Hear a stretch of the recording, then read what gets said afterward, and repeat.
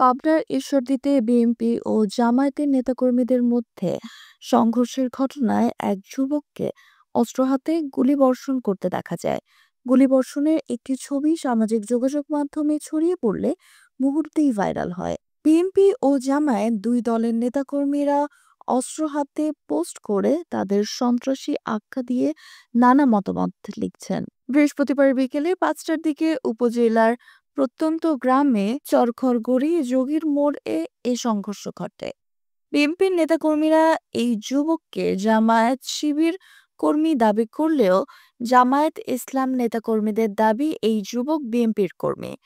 পাবনা ৪ আসনে জামায়াতে ইসলামী মনোনীত সংসদ সদস্য প্রার্থী আবু তালেব মণ্ডল বলেন, আমাদের নেতাকর্মীদের কারো কাছেই কোনো অস্ত্র ছিল না।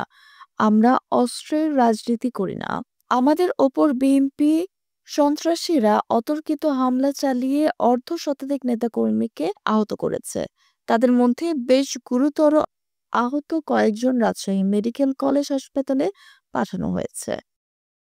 Nusrat Jahan, AVN news desk.